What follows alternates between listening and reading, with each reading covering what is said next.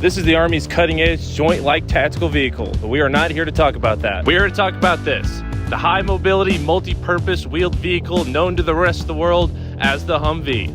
This bad boy can fit so many depressed grunts in it. The Humvee has been the quintessential military vehicle since it hit the line in 1983. In modern culture, there is no more iconic vehicle than this. From video games to movies to the Terminator, it's hard to find someone who has never laid eyes on this classic military design. How did it get this popular though? How did it come to fruition? And what is it that everyone who owns a Hummer is compensating for? We're here to find the answers to these and more questions in this video. The origins of the Humvee start all the way back in World War II with the Willis MB reconnaissance truck, also known as the Jeep. The Jeep served as the main military utility vehicle for over 20 years. During its lifetime, it went through several modifications and modernizations, but by the time the 1960s rolled around, the platform itself was just too old. And naturally, it needed a replacement. A series of stopgap solutions were used, such as the M37 and the M715, but all of these ultimately fell short for the requirements of the US military. The Army started its High Mobility Combat Vehicle, or HMCV program, as an effort to find the true successor to the tried and true Jeep of years past. This program sought out to find what the exact specifications of the final product would need to be.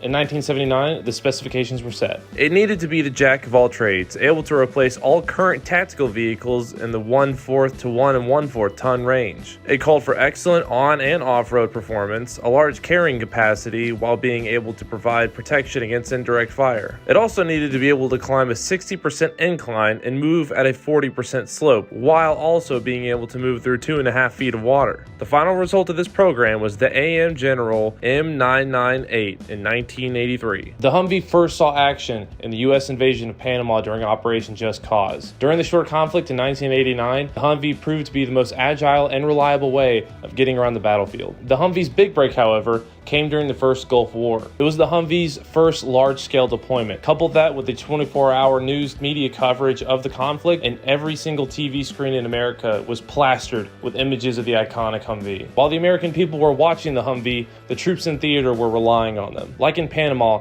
the Humvee cemented its role as the utility, do-everything vehicle and dominated the desert terrain that all the troops found themselves in. Not only was the Humvee a tool for service members, there are countless pictures capturing its countless unofficial roles soldiers would give them. From beds to dinner tables, troops will always gravitate towards the trucks as a hangout spot, usually because it's the only place to sit down for miles. The conversations that troops have in the back of a Humvee are both the most intellectually stimulating and simultaneously vulgar things the English language has ever seen. Their image was so ingrained in American culture that soon normal people wanted to start buying their own Humvees, and GM eventually started selling the Hummer, which, unlike the monstrosities that followed it, was exactly the same vehicle as the troops were driving around, minus a few interior touches, of course. The Humvee saw its next big break during the invasion of Afghanistan in 2002. During the initial deployments, the Humvee worked perfectly. Due to Afghanistan's lack of roads and harsh terrain, the Humvee was able to conquer terrain like nothing else could at the time. Troops praised it as a rugged off-road vehicle with a wide wheelbase, so it was very hard to flip. The troops would also make the vehicles as light as possible, removing any unnecessary equipment, armor, even the doors, in order to be as light as possible and to have as much visibility on the highly vertical terrain of Afghanistan. The praise and love of the vehicle, however, came to a screeching halt due to the increased effectiveness of improvised explosive devices, also known as IEDs. During what was deemed the post-IED era, American vehicles were being taken out left and right, both in Afghanistan and Iraq, due to a myriad of roadside bombs. The Humvee was originally designed to be away from the front lines in a support role, but these new wars were blurring the line between what was a safe area and what wasn't, and changes had to be made. A famous exchange happened between the then Secretary of Defense Donald Rumsfeld and probably one of the ballsiest, saltiest specialists ever, Specialist Thomas Wilson, who was a scout with the Tennessee National Guard. In a town hall meeting, Specialist Wilson questioned Rumsfeld why they were rolling into Iraq with unarmored vehicles, which they had been attempting to augment with scrap metal and broken ballistic glass from landfills. Rumsfeld, when answering a similar question from a different soldier, famously said, "You go to war with the army you have,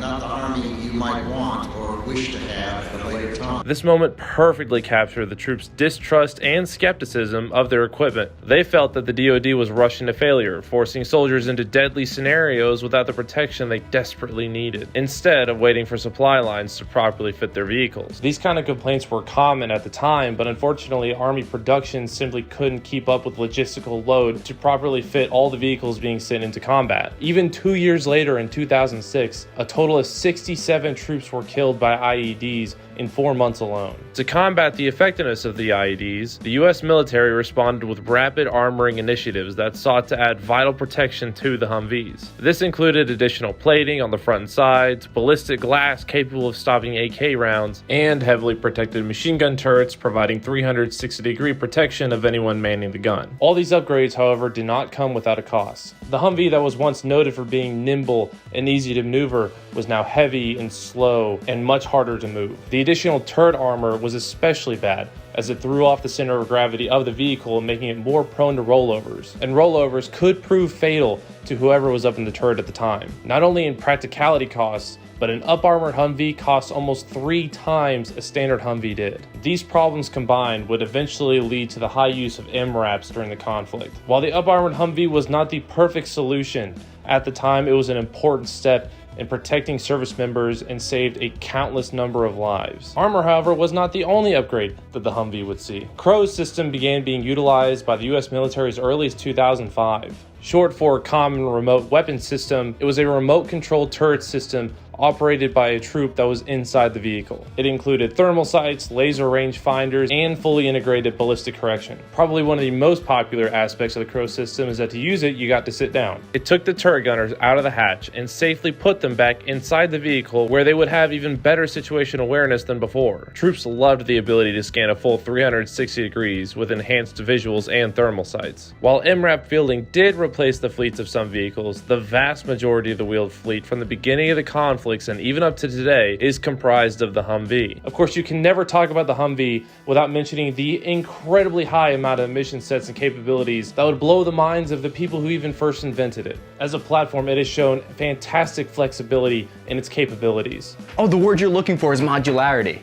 I should know. I'm the head of the modularity department here at the Army. They keep me locked away at Fort Benning. I actually lobbied for both M's in the Humvee to stand for modularity.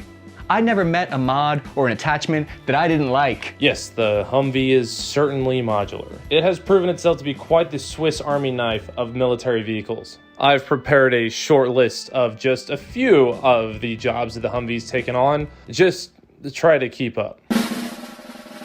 Fire truck, mine detection, weather detector, radar scanning, TOW missile launcher, missile launch site hunter, satellite array carrier, ambulance, mechanic contact truck, ones with giant lasers on top, I don't even know what to call that, troop transport, remote intel gathering, giant smoke screen emitter, every kind of machine gun you can possibly imagine, to include an M242 25mm Bushmaster chain gun, RWS platform, actual howitzer, and of course, snowmobile. It's beautiful. It's almost too modular. I think I need to sit down for a minute, but make sure you get one of our modularity merch t-shirts. Yeah, it's pretty modular. So the Humvee's being phased out by our brand new JLTVs. Is this the end of the Humvee though? Will our favorite Army truck be no more? The short answer is, of course, no. And the long answer is no, it is not. While the JLTV is quickly being integrated into Army units, the Humvee still has a lot of life left in it. In an interview, Bruce Jett, the Army Acquisitions Chief, stated, "The JLTV is a significant improvement over the Humvee when it comes to transportability, speed, and agility, as well as protection. However, I have an objective of 50,000 Humvees still in place as an alternate light, less expensive vehicles to perform mission requirements in the future. The Humvee is by far a simpler machine that is easier for your average Joe to use, while at a lower cost to the military. The JLTV requires higher levels of training to operate, is much more complicated in its design and use, and is still in the stage where it's so new, no one knows how to fix it yet, not even the civilian contractors in my motor pool apparently. The Humvee is a simple design that any Joe Schmo with half a driver's license can use with relative ease. While the Humvee might not fit the role that the JLTV was designed for,